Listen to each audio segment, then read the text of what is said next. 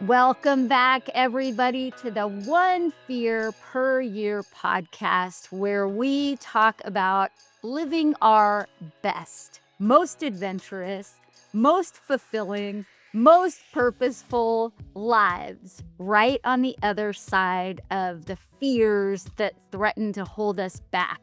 And I am super thrilled with my guest today because she's amazing, first of all, and a therapist. So we're gonna dive in to fear. Thank you so much, Patricia, for joining me today. Oh, thank you. Thank you so much for being here. It's such an honor. And I love it. It's like therapists have fears too. We're going to demystify the whole category of people. Totally. Therapists are human too. Yeah, we're Um, people too. we're people too. And speaking of that, that's actually a great segue to in your own human lived experience. Let's say in the past decade or so, has there been a particular fear in your own life that you have had to really wrestle with and that you decided, you know what, I am going to walk through this fear? Do you have a specific fear like that in the past decade or so? It's funny because I was listening to a TED talk about the fear a year, and I'm like, man, I can probably define my life from a fear a year. Because every year, it's not that I did something great or different, but every year it seems like there was a struggle with a different thing. So whether it's a doubt about how you raise your children, or whether I should move to a country or a different country, whether I should change careers, when you're having issues in your relationship, should I stay? Should I go? Issues with friendships, is has this friendship run its course, or should I invest in it still? So it's great when you ask, in the last 10 years, have you struggled with a fear? I'm like, man, I've done anything but struggle with many different fears in the last 10 years. But I think if I were to pick one, and I'll pick a recent one just because it's so vivid in my memory, is it's the writing my book. I think that one was a big fear because it was so different from anything I've ever done. So that is one that comes to mind as one of the big ones.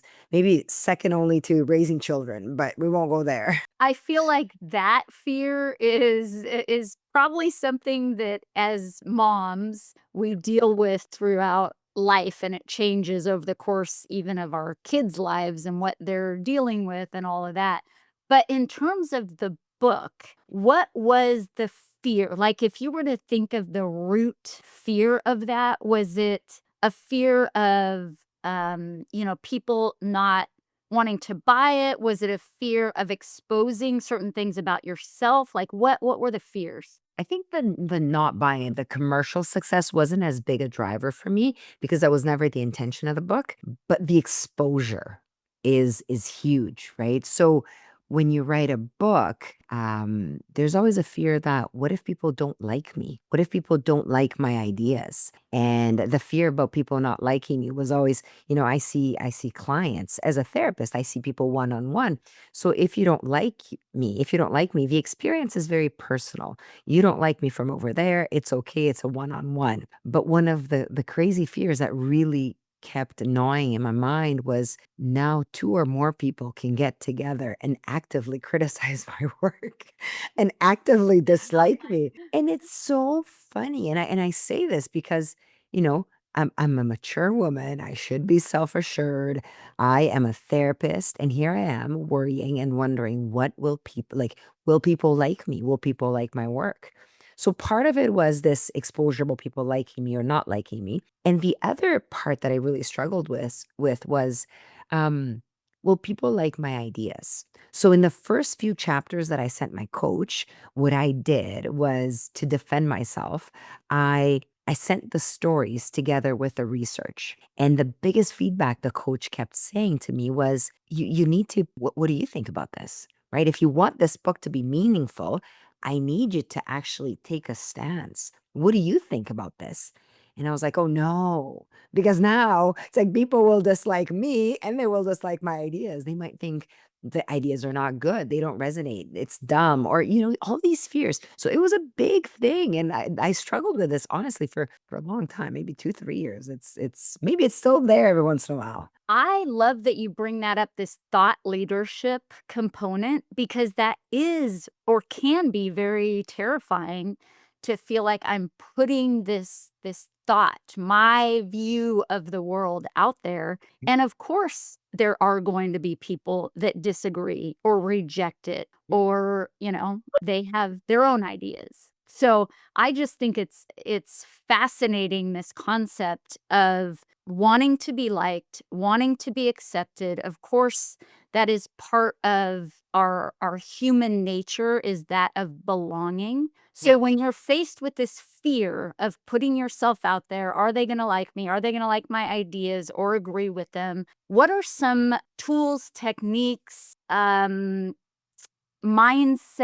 shifts that you personally made when you were grappling with these fears in your own life with the book? There's, like you said, it's very common, and it's very, I think the 2 fears that I had, it does help that I'm a therapist. So I am daily helping people overcome the exact same fears that I'm struggling with. So that did not go unnoticed, in the years that I was struggling with that, I was so good at helping people overcome them. And, this is what we do, this is what we don't do. And here I am struggling with the same things, but what I would say, the biggest, so there's a few things. First of all, it was the realization that nobody is unanimous. I love Malcolm Gladwell as an author, and he has his critics. He has many critics. People don't like what he writes. People don't like him.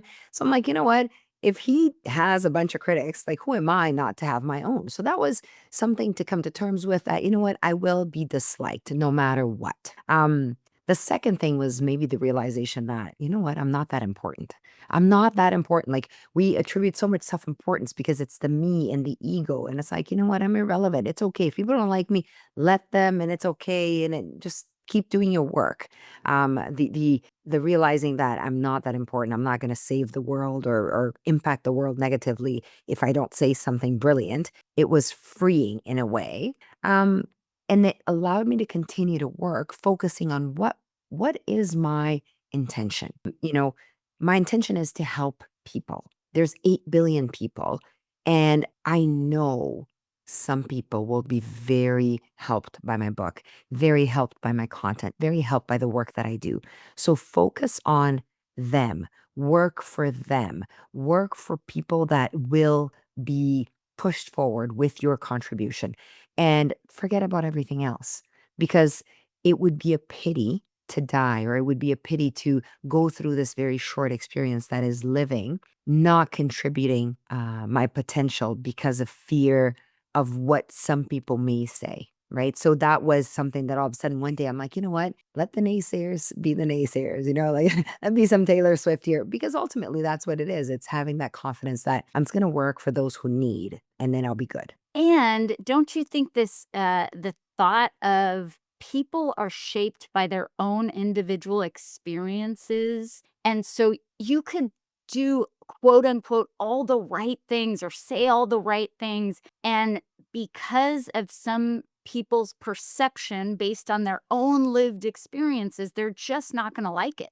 Or you remind them of somebody, like, it could be as simple as, you look like somebody that I went to high school with that bullied me, and so I just don't like you. And that's nothing that you would even have control over. So Has I think nothing to do with me. It's not about me. exactly. And I think what you were talking about with the ego and all of that, once we can kind of release that part of it and focus on, like you were saying, the intention, the impact, the living your best life, speaking your truth, it's just so powerful. And there's this purposeful component to it, which I love. Yeah. Uh, okay. So let's say someone's listening and they really do feel the debilitating fear. And I used to call it the prison of fear because it truly felt like a prison in my own life. What's the first step that you would tell somebody like that if they just feel so stuck and so paralyzed by fear? Number one, and probably going to be my answer to a lot of things in life, share it. Tell somebody because it's never as bad as it is in your personal apocalypse in your head. And the only way to get out of that paralyzing fear is having somebody show you perspective because perspective saves. So, this whole idea of that I'm not important, the whole idea that, nobody is unanimous, the idea that I can help some people, but will not help all people. That is perspective that comes from talking out to my therapist, talking out to my friends, talking out to my husband, and then realizing that, you know what, you're right. I will do this no matter what. But getting that with that first step, unlocking that paralyzing fear comes from having somebody go, "You're crazy. That's not even true." Somebody contesting this parallel reality that fear creates. Because that's the problem with fear. It creates a whole parallel world where worst case scenario, where your ideas will be, unliked by everybody. Whoever Nobody's gonna love you, nobody's gonna like your ideas, the book is not gonna sell anything, nobody's gonna come to your book launch. I'll tell you a story about my book launch. I was so worried that nobody would come to my book launch that I rented out like a small bookstore. And I'm like, okay, I'm going to invite some people, but people are going to be busy. They're not going to want to come. And, I'm inviting, and it's like, there's a limit in the number of people that could be invited, but I'm inviting pretty much a lot of people because I'm figuring nobody's going to go. I'm going to get a few people there. It was sold out. It was freezing. There was people coming out of the store. And I'm like, oh my God, we sold out of books. And I was, and I'm sitting there going, and my husband's like, what is wrong with you? Like, why would you?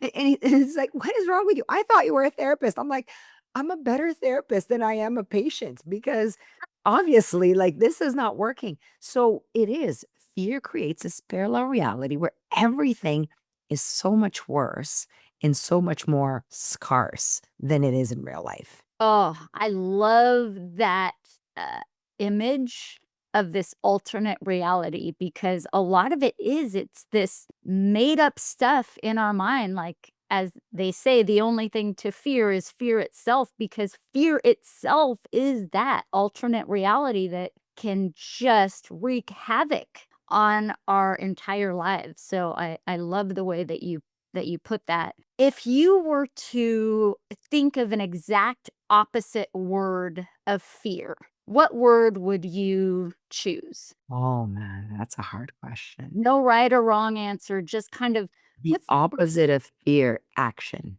and explain why you say that. Why is action so important when dealing with fear? Because I think because of the paralyzing power of fear. I have a story to share.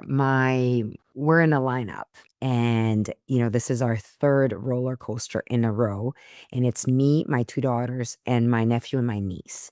My nephew is the youngest and he's like, "Oh my God," he's freaking out. Every time we get on a roller coaster, he's like, "Oh my God, another one. Do we have to? Do we have to?" And we're like, "Yeah, let's go." And then finally, like on the third one, he's like, "Auntie, I figured something out. Fear only happens while I'm in the lineup. The minute it starts, it goes away." So I've realized that, that's what it is. The only thing to fear is fear itself. While he's in the lineup, fearing the start of the roller coaster, he's all in fear. The minute he sits down, that thing is locked. It's like, oh man, it's gonna go. So he relaxes. There's no option. You are moving. There's no option. Now you just got to enjoy it, I guess. And then he did. That one day was the day that he stopped fearing roller coasters, and he's a huge fan now, as is all my family, and that's what it took, action, get on it.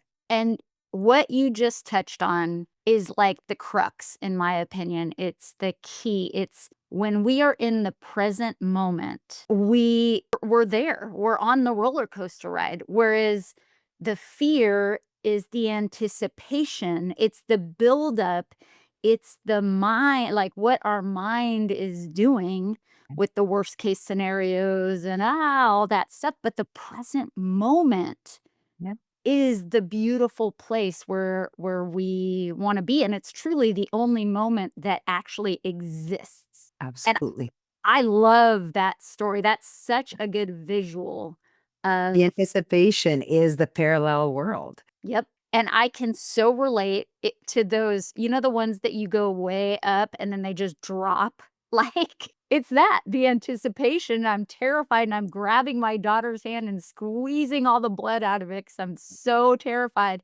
But the minute it just goes, Right? You have nothing to do, just relax. And that is when you let go and you just release to the moment. Because it's like there's nothing, just go. And it's just that push. So it is a beautiful visual to really illustrate the anticipation, the paralyzing anticipation, the paralyzing parallel world.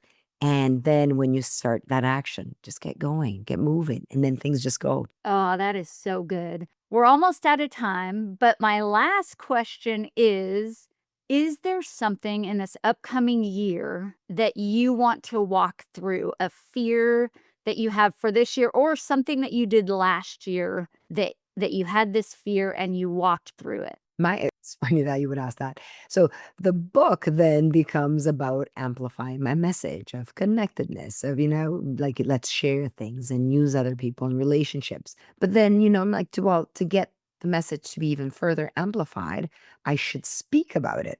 So then I started doing some keynotes and public speaking about the book and about the message. And that is my goal for 2025, because that is another thing that paralyzes me.